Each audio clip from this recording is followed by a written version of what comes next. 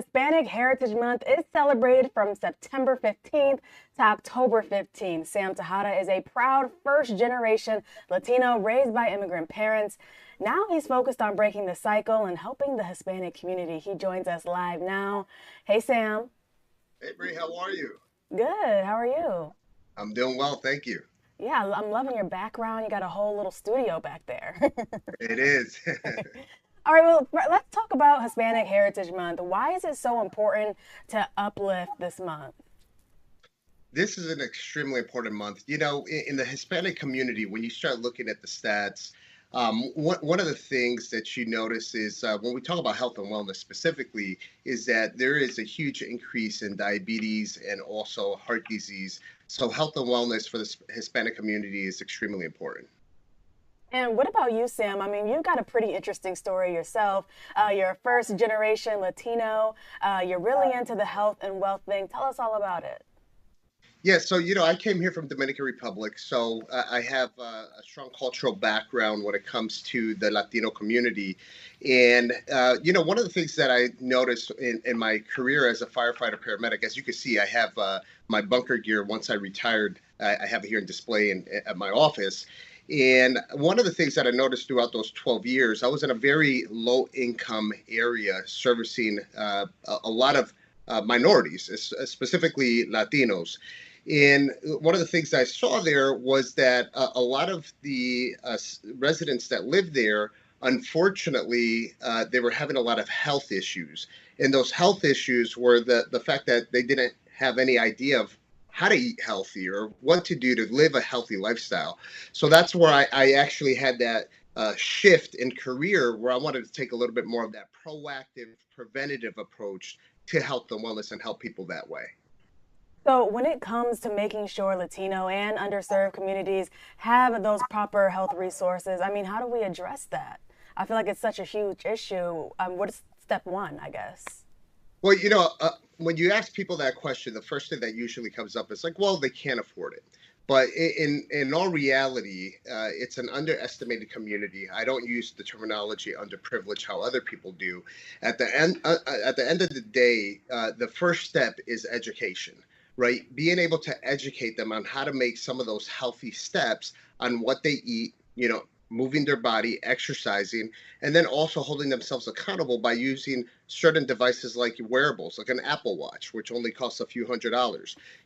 Getting them to understand their health and wellness and how to contribute towards making the right choices is what's most important.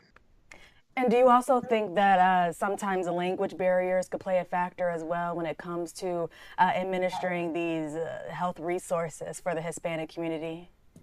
It absolutely can. And that's one of the steps that we've taken with my company, Liquivida, is that we've actually made all of our educational material in Spanish as well to be able to touch these communities and make sure that they receive the information that they need.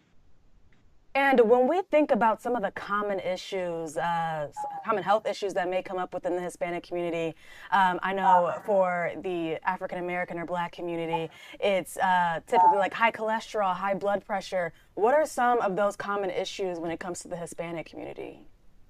So Hispanic community, heart disease is definitely one of them, and also diabetes. It's up there when you look at the numbers. And a lot of that stuff can be treated with just basic eating healthy, right? And exercising. But you have to understand, what are the things that you need to do to make yourself right. And Sam, you talked a little bit about your company that you have. You also have a book, How to Win in Modern Wellness. Tell us about the book and tell us about your company a little bit more. Yeah, so how to win in modern wellness. My goal was to actually start publishing some of this information for people to receive the education that they need. So what I did, I actually built some strong relationships in the last 10 years that I've been in this industry with some of the top CEOs and doctors that are doing the same thing that my company's doing. And what I did, I gave them all a chapter of my book where we're all talking about how we're winning in this world of modern wellness. So we talk about all of the different services, the different modalities that people have access to, that are not expensive. These are things that you can approach in a holistic manner and really start living a healthier, better life.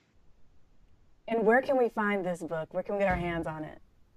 So it's available on Amazon. It's not expensive at all. It's book that we've also done the audio portion of the book. If you like to do a little cardio in the morning and listen to a book, it's available. And then we also have the paperless copy on Amazon as well. And Sam, one last question. Liquivida, are there any locations in Michigan? Not as of yet, but we're looking to franchise in Michigan. That is somewhere where we're looking to franchise. All right, it's on the way. Obviously in the Metro Detroit area, right? Yeah, so we do have our telemedicine. So our telemedicine, we service all of the United States. So our doctors and nutritionists, you can make access remotely through our telemedicine platforms. All right, Sam. Well, thanks so much for joining us here on Live Now Detroit. Thank you. Health is wealth.